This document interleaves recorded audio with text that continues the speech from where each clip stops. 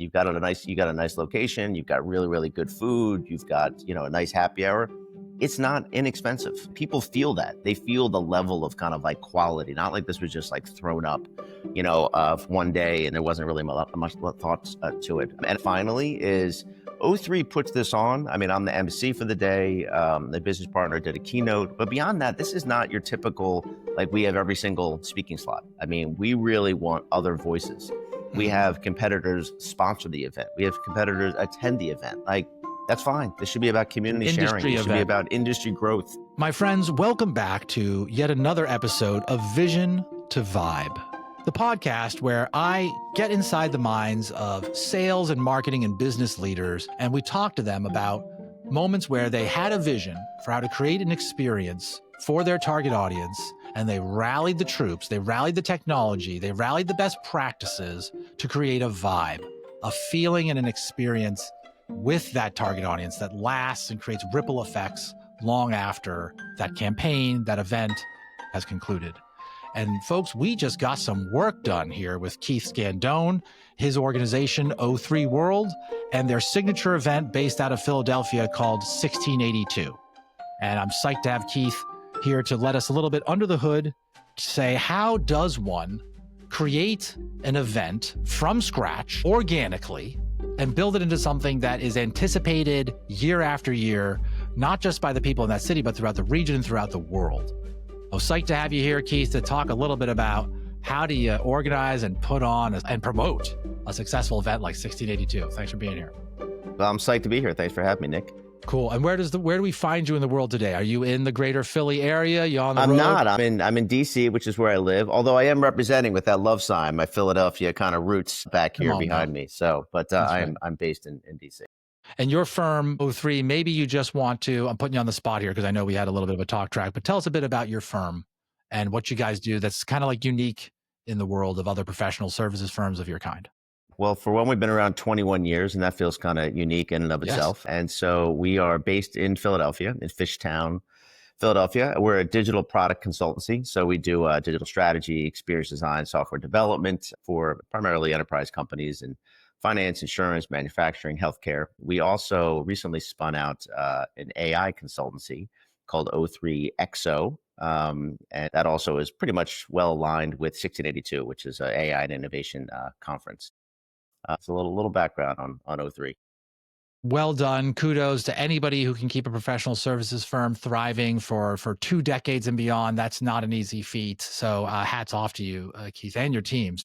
You've built this creative, innovative agency, and you know how to do experience design, which helps when you want to create an event that people remember. So take us back. Where did this idea of 1682 begin? And don't be shy about like to the boardroom or to the coffee chat, because that's where a lot of these ideas die. They never get past that. So tell us about that moment where it was a spark of, should we do this? Is this crazy? And how did it go from, no, we're doing this, we're going to make the vibe? So it actually started well before 1682. So I've always believed personally, and I believed, sort of as an organization, as you said, experience. I mean, we've often kind of positioned ourselves as a customer experience company. So understanding clients, customer journeys and such, and the experience that their customers may have and interact with their brand and with their digital properties, et cetera. So several years ago, I mean, we're going back about 16 years or so, we started a conference called the Forge Conference, which was a UX and UI design conference based in Philadelphia. And it ran for 3 years. 2 of the 3 years was at the Penn Museum. So it was about 180 person conference or so. And that specifically was for UX and UI practitioners. So had a lot of, big name speakers or from big name brands from Amazon, and at that time was Facebook and Uber and NASA and others and such. But was really for the practitioners that are in the day-to-day of doing the work and then be able to come kind of speak to it as well. And so the reason we started it, back then, Nick, is I just found that the conference space in general, particularly in the technology world, and even more so in Philadelphia, it just was not very high touch. I just was not very impressed, not only just with the content, but just, where it was at, the food that was served, just kind of maybe even the quality of maybe the attendees or the curation they're in.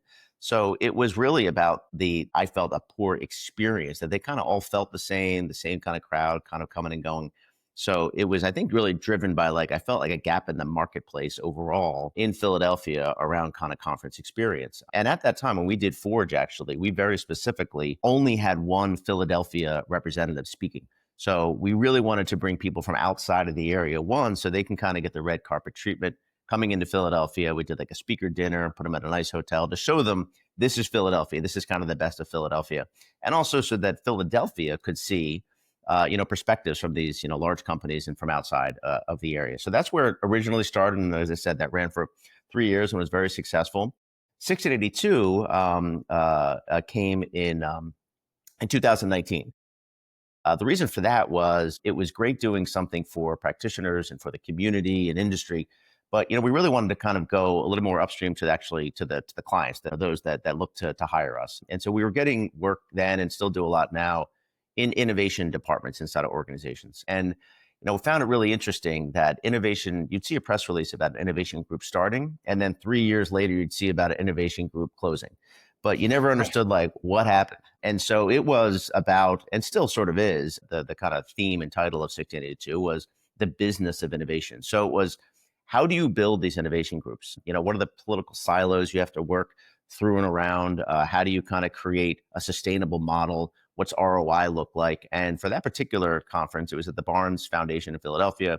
It was invite only for executives, and people got really candid. Some things that I don't know if some of the other executives at their organizations would have been super happy about. But it really kind of just showcased a few things. One, the power of community, about having this really intimate space. I mean, the Barnes is a beautiful, inspirational location, but the theater itself is small. It's only 140 people, so which is great. But also, people are really sharing the raw details of what struggles they're experiencing inside their organizations or the success. And so again, that was pre-pandemic. So we obviously put it on ice for a few years. So people were not as we all getting had out of their homes and into conferences and into events, and brought it back last year. And then again, had a successful event. The only real difference, business of innovation, but how AI is now impacting and influencing innovation programs and ROI and such. And then again, this year we had two events: half-day event at the Comcast Center, and then a full-day event back at the barn. So that's the genesis of events, I would say, for O3, and we've done others as well, but specifically for 1682. Folks, I want to unpack a little bit of what you just heard from Keith there. Number one is, if you want to put on great vibes and have a vision to pull it off, you better be around like the market of what people are trying to do in that regard today. So Keith's looking around. What is the status quo? What is the market sort of offering for experiences, for conference attendees, sponsors, speakers? And he's kind of started to scratch his own itch. He's like, I think I want to do this a little bit differently. And I just want to quickly double click on this unpack here at this point, Keith, for how did you guys justify that internally? Because you're helming your own ship. Like you lead your team, but you have other stakeholders. You have to get bought in on this stuff.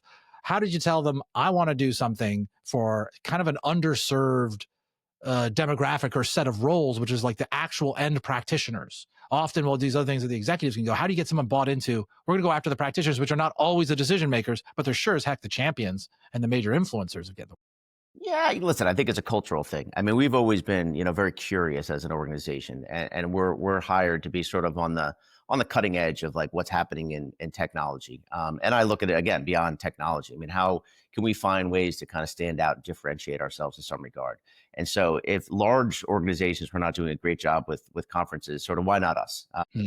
And I think that was, something that really kind of people rally behind, and particularly if you have internal people that are practitioners themselves. I mean, some of the people that we reached out to speak are people that they look up to. I mean, they follow them, on social and such, kind of back then, and really wanted to hear from them, in person. And so I think it was kind of easy in that regard. Now, you go into these things, especially back then, relatively blindly. You don't recognize how much of a lift it's going to be, how much it's going to cost. Never do, right? The realities of it. So you learn over time. You're going to kind of take your bumps and bruises along the way. But you do have to look through it through I think a unique lens, Nick, when it comes to events. They're often, they're not going to be a moneymaker, typically. So you have to be comfortable with that as to what degree you're willing to lose, money wise, how much time you're going to put in. Is a balance. Right. But and also be creative on the upside, just to jump in real quick, because you talked about my team's curious. We're curious. We want to research the market. We want to help kind of cultivate our team and upskill them and give them exposure and build their network, add value to them. So like there's other things you can get out of it besides making money, right? Yeah, 100%. And again, listen, I mean, the services business is saturated. I mean, you know that, you see that, we all experience it. It's hard to stand out. So to be able to do something that you kind of get attention for that's not just about your services. I Yes. mean, it's something different to reach out to someone. So for example, that I want to, get a speaker to speak at one of these events, coming from the 1682 side versus the '03 side, I think is different. And I think just a challenge again. I mean, how do you make these experiences or unique? And then if you're a potential client or even a potential employee and you're like, wow, '03 doesn't even do events for their clients. They don't even get paid for this sort of thing. And they do a really good job. So imagine if we hired them for the stuff they actually do a good job at. I So love you're that. kind of hoping that sort of stuff resonates. And I feel like the inbound marketer in all of us can understand that. I mean, I used to teach HubSpot customers, like, you're blogging, first of all, yes, to get found for keywords. And then second, to help tee up your sales team with sales material that they need for frequently asked questions. But third of all, you're blogging to show people we care and we have the ability to pull this off while running the rest of the business. I think you're so right. People intuitively understand a type of company that has the taste, the class, the connections, the ambition, the attention to detail to be able to pull something like this off. They must do pretty well as a company. They must take good care of people. I think we intuitively start to understand that, especially like you said, relative to the size. A company of this size in a geography like a city that might be this underserved in a vertical that doesn't normally put on events. I think it definitely sends a message. Certainly did to me, that you guys are more serious and more legit, more capable than others who might try to claim the same. Yeah, I mean, listen, you appreciate kind of branding and brand positioning. When people come, they're like, what do you do again? How big Yeah. is your company? Yeah. Like, Yeah. you want that kind of experience. You Amen. want to experience and feel bigger than you are, and really be, looked at as very legitimate. And we work with very large companies, and go alongside, or compete against very, very large companies as well. And so you got to do something to stand out. I mean, is Amen. to why me? Why us? Uh, And so this is another value add, I think. And especially, even more importantly, Nick, now with like COVID, and everyone kind of hunkering down at home. I mean, I'm like doubling down on it. We talk a lot about like trying to finding your tribe. I mean, 1682 is one of those types of events that like people come and they realize like, wow, this is my tribe. I look around and these are people sort of at my level and having the same kind of conversations and doing and kind of going through the same challenges that I am, and having mhm. the same sorts of successes. So the thing that I actually love the most coming out of it is the connections people make with one another at the event. Yes. And that's awesome. When it's like, oh, I met Nick at the event and now we're doing business together. Like that's huge. I mean, Yeah. because recruiters, networkers get paid just for that. And that's like the value add bonus of being there when that works. And you had mentioned, I'll just do as an aside, is that this is also a great nurturing strategy and a retention strategy for your existing clients. It's a place for them to all gather. You said sometimes it doubles as a QBR or a quarterly business review. Sometimes it's like, hey, why don't we all meet up? There's going to be a great big sort of celebration and a learning exchange. And this client can meet this other client. This prospective client can meet this past client or this major partner and supporter or thought leader that gets behind what you do. So it just sounds like it works in a variety of ways besides just how much new business we got off of it, Yeah, right? I mean, listen, I think that when you're working with a client, sometimes you personally have blinders on, and so does the client. They think that, like, you look at it as like, well, this is that they might look at it as just they're very honed in on what you're doing for them. They don't have the broader picture of the other clients that you have, the other work that you're doing, and everyone's too busy to be able to really kind of dial into that.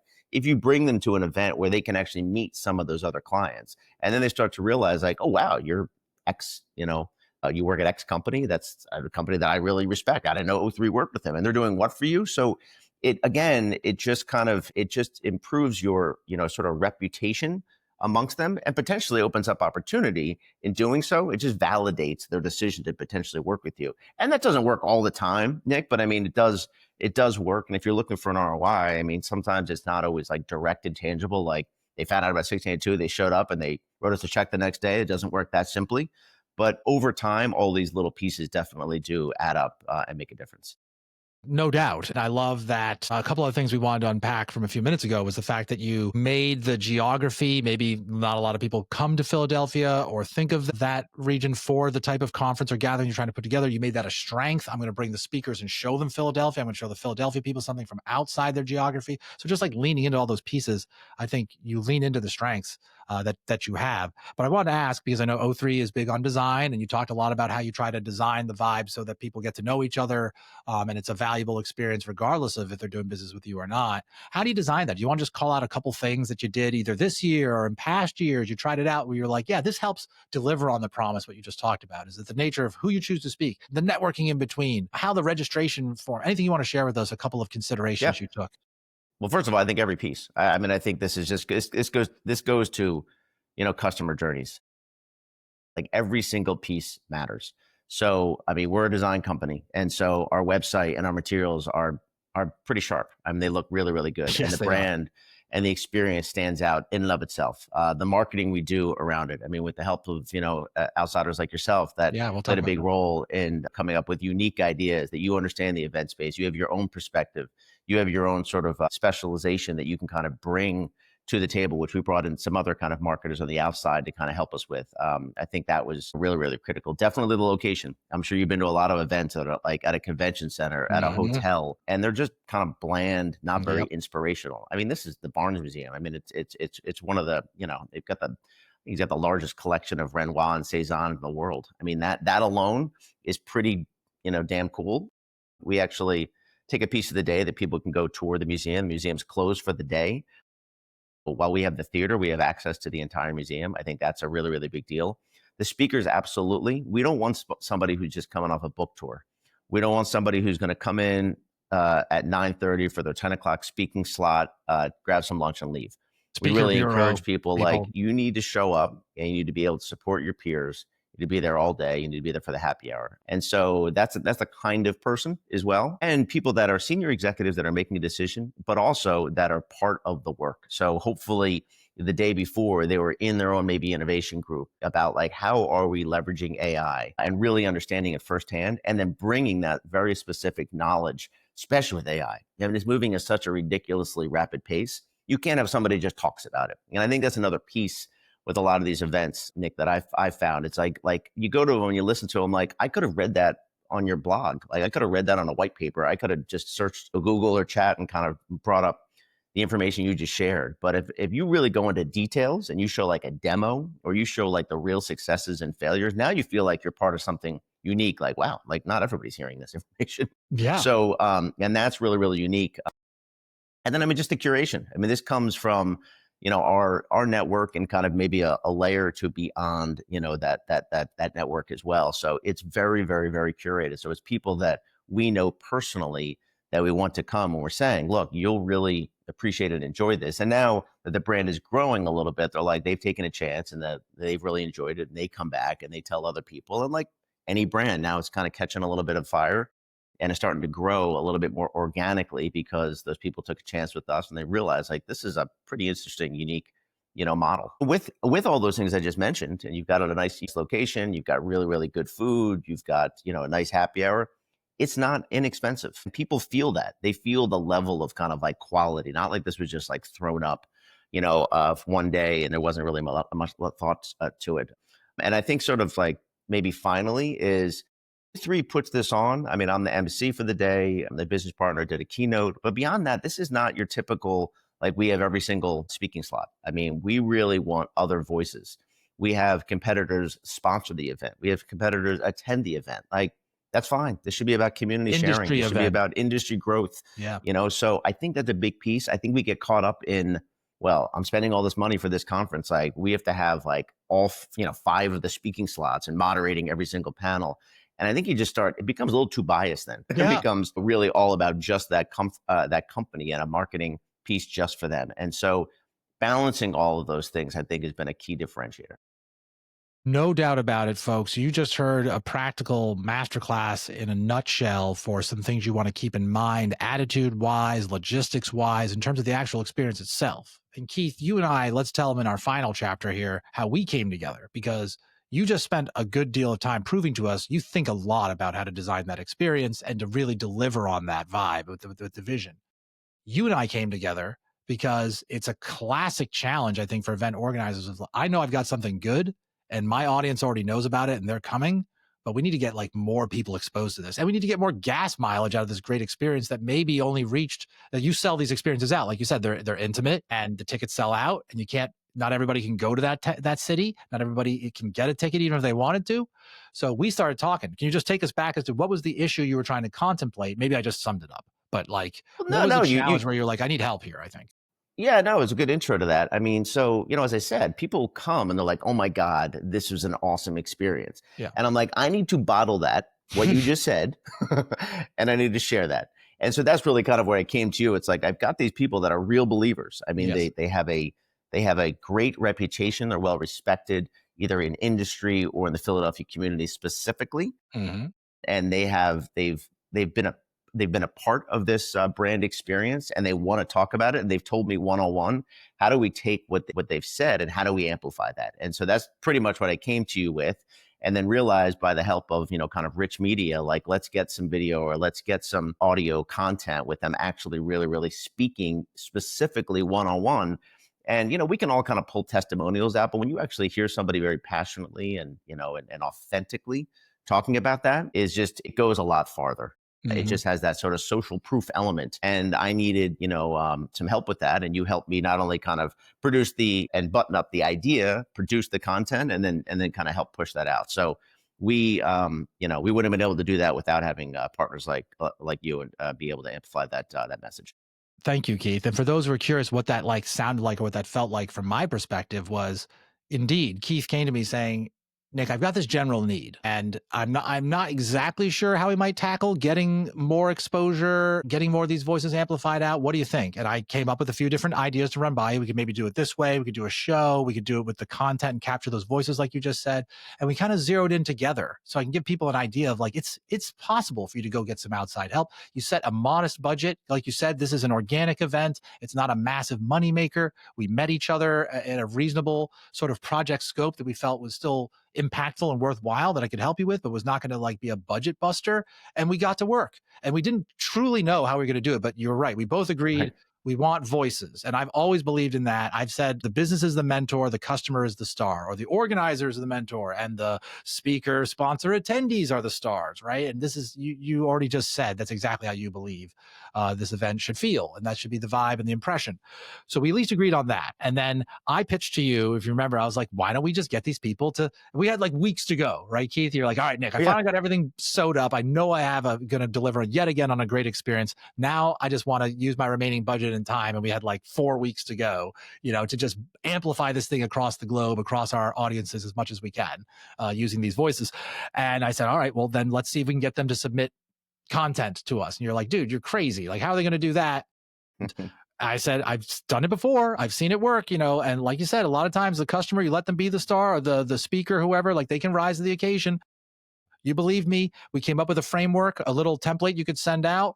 And you gave me this option. You're like, let's give them the option just to do audio. Because I said video only and we can back it off to audio. So give people audio. And we got a mix. Some people could instantly get us audio, no problem. Some people got us video. We worked with that as well. So wasn't that a little surprising that we got people to actually take you up on it? I think we were perhaps skeptical as to how much people are going to be up for what this crazy idea with weeks to go, that they could simply give us good content based off of an email checklist that I helped write up for you to send on. Like, tell us about that experience, what was going through your head and what it was like trying to hit these people up for yet another thing that you've already asked them a lot for. Well, kudos to you for being nimble and be able to respond quickly and kind of have a scope that we can kind of move on, quickly. And also the turnaround. I mean, obviously that was Yeah. super helpful. Wouldn't be able to do it in that regard. Yeah. But listen, we felt strong that we had some really, really strong ambassadors, some people that really appreciated the conference experience, but also the importance and impact that it had on the community and the industry as well. Mm-hmm. And so certainly very thankful for them. They were willing to do it, but we gave them, with your help, something that was a relatively easy template to follow. I mean, Yes. just, pick up your phone, do some audio, clips. We'll clean it up for you, make it sound good. And fortunately, we got it back at a pretty timely order, and we're able to be able to really kind of get a lot of value out of that. And now that's it. Now that's content we can use over and over again. I mean, Yes. that's not just like one and done. That's something that we can now use, going into next year's conference. Totally, because they didn't say 60-day to 2025 or anything like that. Right. We just said, what was the reason you've gone in the past? What is the reason you just chose to sponsor? What have you liked most about speaking and that type of thing? Tell us about the award that you won last year. No, so that was great. And they got back pretty quick, some of these folks. And we did it sort of as a just in time. All right, here's the audio. Let's ship them a video. And we were making the last videos and stuff like days to go before the conference. And that was fun. It was fun that I had the capacity. I put the team together and we were able to ship that. And I will just also say, Keith's right. His team cares about branding. They cared a lot of, guys cared a lot about the color shade of the font for the captions that we're putting. And I was down for that. I'm like, hey, and you guys were patient, you were thoughtful, you were persistent in these areas. And we finally just like nailed the template. But I just wanted to call that out, that he's not blowing smoke here. Like truly your team thought about that aesthetic, sweated it. And I think we dialed in an even better product in terms of like the audio clips that we did and how they looked and how they performed and the video clips. Agreed. So that was very cool. And let's see, I just wanted to let people know that is possible. We were able to put out 5 different videos featuring, I believe it was 4 different voices. We had an attendee who won an award. We had a speaker from a PE firm who had spoken and supported the event much in the past. We had a speaker/sponsor person, past sponsor also. These people were all willing to rumble and get that to us. And we hooked you up with the copy. You guys wordsmithed it a little bit to make sure it was in your voice. And we got the word out to people. Was there anything else that you were thinking based on this experience, Keith, that you'd like to build off of that for the future? Like, you'd like to try XYZ now for next year's socialization and promotion of the conference or what have you? Are you going to do it next year? Like, what's your thoughts about the conference in general good question. and your promotion strategy? As we were talking obviously prior to this podcast here, the exciting part of events and the challenging part of events is you got to do it all over again next year. And there's a level of like bespoke nature to it. I mean, it's not just rinse and repeat. I mean, especially in AI, if that's the content, like what was really, really relevant and important this year is going to be completely outdated by next year. So that's a really big deal. You also want to continue to provide something that, kind of can surprise and delight, the audience in a little bit more unique way. So we've got to think about kind of how to change it up and improve upon it.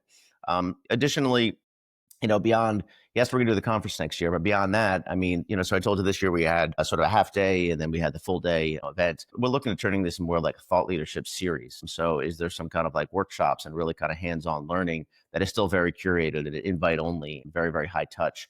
So just finding ways to kind of really expand the brand and kind of leverage now sort of the brand equity that has been built. And so I think with that now comes the idea of like, it's not just, hey, here's one event and let's promote it and do the marketing around it, but like, how do we make this so it's seasoned sort of throughout the year? Yes. And I think that's not only from the programming itself, but the marketing that comes along with it. So I think there's just even more opportunities to be creative, particularly in a very, just a crowded marketplace for attention. So we've got to find something that is more consistent, not kind of one-off. So I think that's the challenge for all of us when you're kind of doing these unique events. So that's where we're in the process of kind of determining now. I couldn't agree more, Keith. I've said, what we really did with this event, folks, just now is we created the tidal wave, and now we're on it. Now we're surfing the tidal wave. Like we did this whole thing to create this swell of attention, goodwill, awareness, excitement, momentum, so we could do something with it. And that's very hard for those of us who worked so hard to create said wave and put on that to go, wait, what?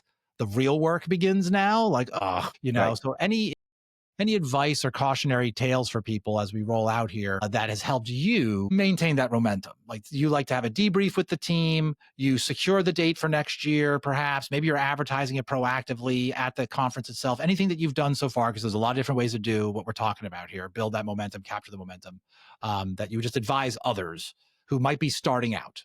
They're thinking, I might want to do an event that could turn into a whole series, or I might just do one flash in the pan that'll exhaust me and never go anywhere.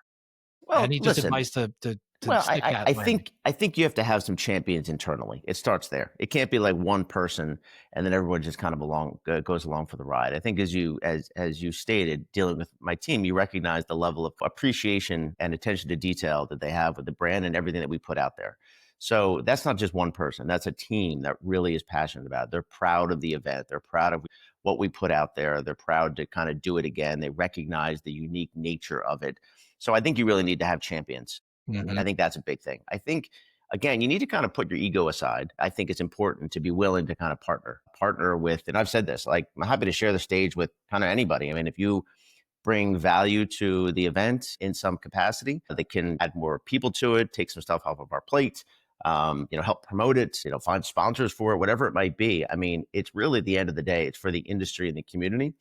And I think that, people will know that we're affiliated in some regard, as long as we Sure. kind of have the creative direction piece that continues to be ours. So I think that's a big thing, not be like so stuck, like it's got to be my team, it's got to be all mine. Like, Yes. I think that's a little bit of a silly thing. I see that a lot of these, especially service companies, they think that like what they have is so unique and so special, and they're not going to share it with anybody else and other, competitors or complementary teams. And I think that's sort of a silly way to look at it.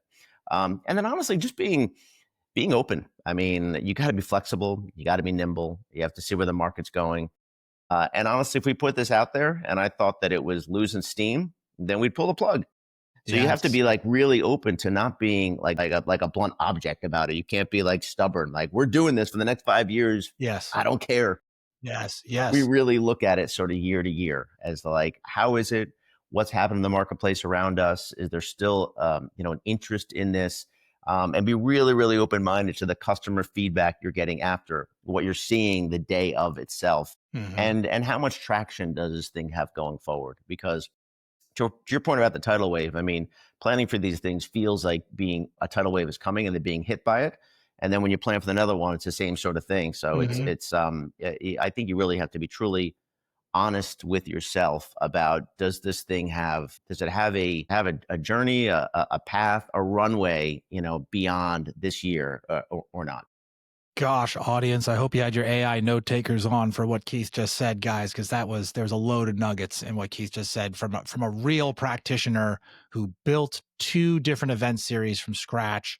And I will, of course, underscore the philosophy that helped me get involved, which Keith didn't just put it all entirely on his team, burn those people out, make them never look forward to the next time he has this cool event idea. He enabled his team with other facilitators, other providers, because he knew, Keith, you knew that your team was already going to be running on redlining, preparing for the event, but you wanted to do this additional promotional push. And you're like, Nick, can you facilitate that? Like, my team's Yeah, too and we busy. don't have an event team. I mean, the reality is they're all working on paid projects. This is Yeah, not a paid project. right. So they've got to have enough passion to be able to do it and be able to fit it in amongst everything else. And so you have to be real cognizant of that, and respectful of that, and Yeah. try to take as much off their plate as possible and bring them in just for the pieces that, you really need them and that they're really excited to be a part of that. So, but again, it's just balancing all of that for us.